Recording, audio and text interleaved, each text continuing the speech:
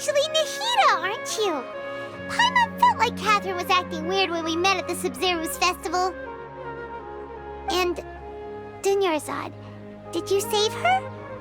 It's a really long story. We shouldn't disturb her. Her consciousness is still weakened. Let's chat somewhere else. How about by the Traveler's favorite bench?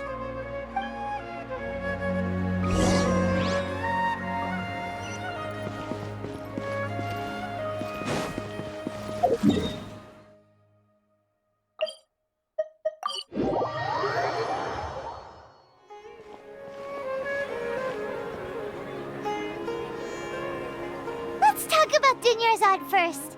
It's such a relief that she's all right.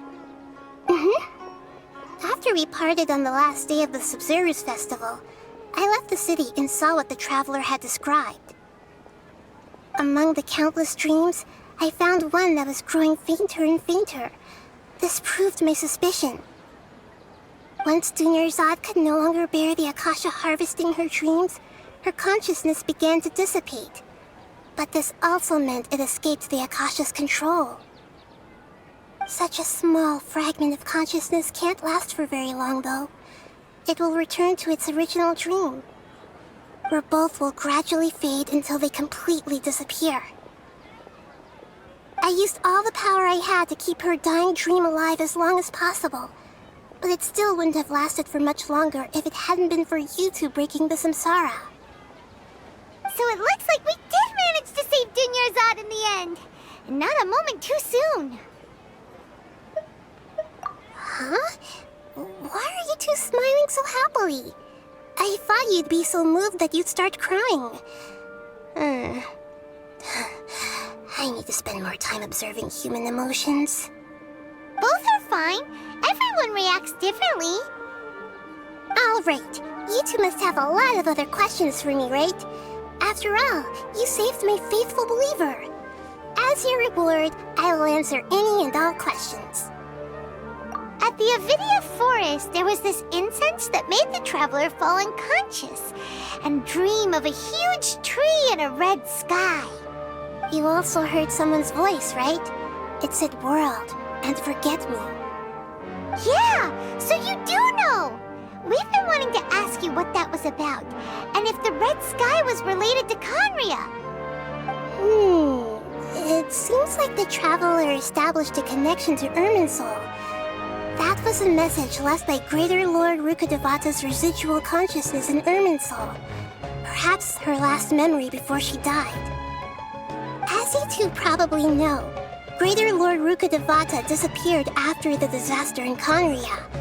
The timings of these events do line up, so your suspicions are reasonable. A message from Greater Lord Rukkhadevata? We thought it was from King Deshret. King Deshret? That god who died even longer ago? Some present-day desert dwellers still worship him. You probably just heard some of their conspiracies. Okay, so what does the message mean? I still haven't managed to decipher it. Even the Akasha isn't currently capable of doing that.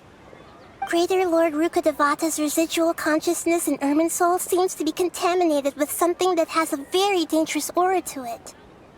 Many devoted scholars go mad as soon as they connect their consciousness.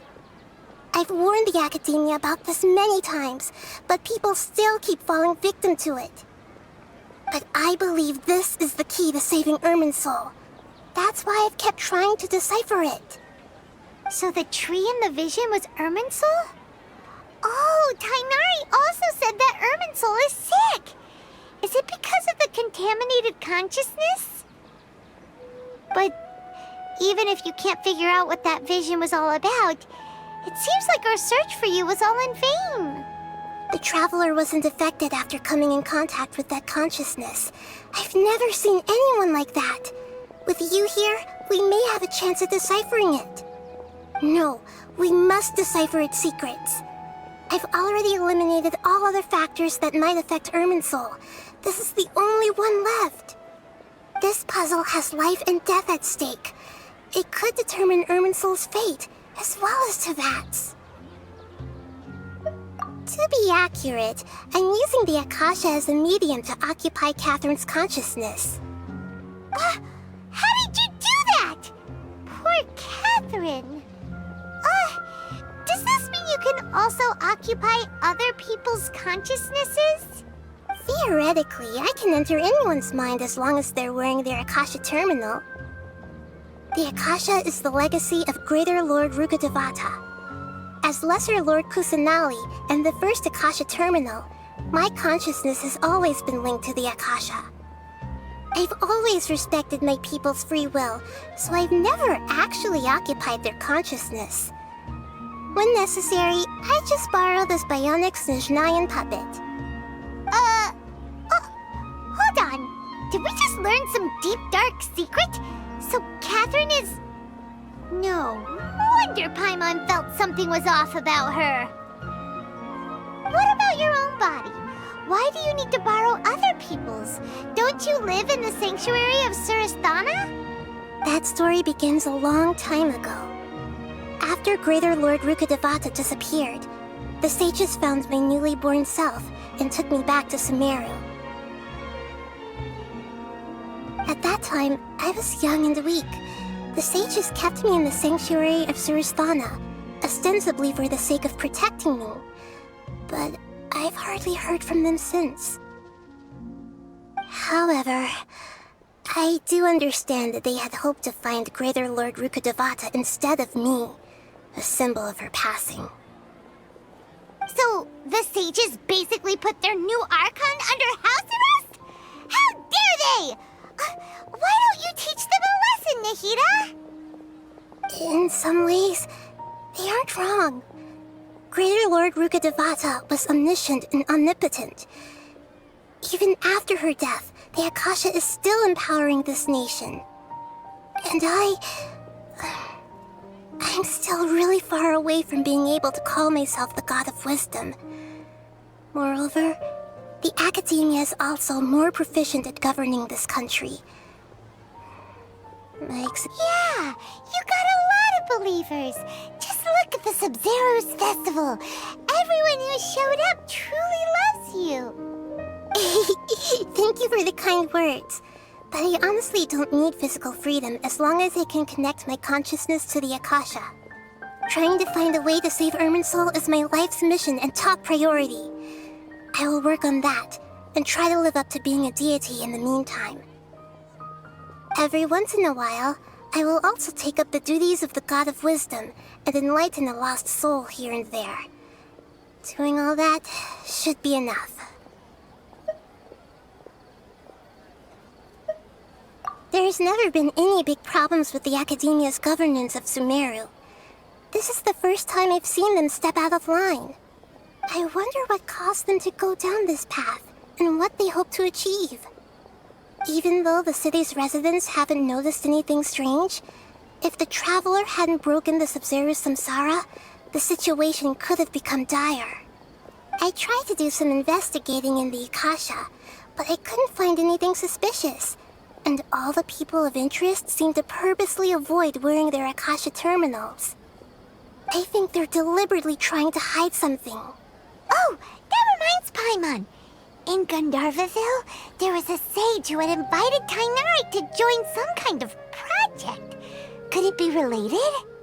Regardless, I need to first investigate the sage's motives, make things right, and punish them if needed. But I'll have to be discreet, or they'll see me coming. You mean how the Akasha stops you from having dreams? Yeah, it's been such a long time. No one's noticed something's up? It's not that no one noticed. It's more like no one cared. Ultimately, it's all rooted in the sage's misdirection. Misdirection? The sages convinced everyone to believe that being unable to dream is a sign of rationality and wisdom. Not dreaming is a badge of honor in Sumeru. Even if the truth is that their dreams are being reaped by the Akasha.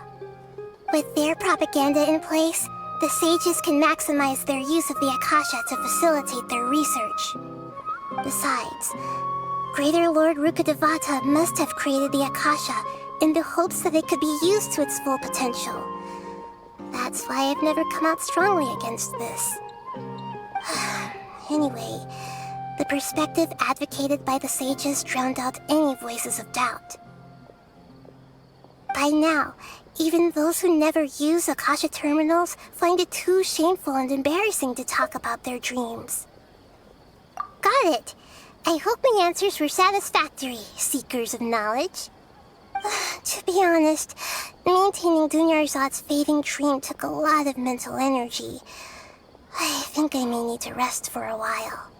Oh, and you don't need to worry too much about the sage's activities for now. The Akasha won't be able to conduct another project on the scale of the Sub-Zero's Samsara in the immediate future. Go and get some sleep. Leave everything to us. What a relief. This is truly the most exhausting birthday I've ever had. Traveler? Paimon? Why am I here? Do either of you know? Maybe you were sleepwalking. You know you can't wake up a sleepwalker. We happened to walk by, so we thought we'd wait for you to wake up. I see. Huh. I should visit my maintenance personnel sometime.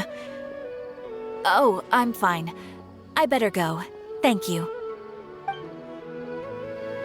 We've spent quite some time in Sumeru City, but ever since we last said goodbye to Lesser Lord Kusanali, we haven't heard anything from her.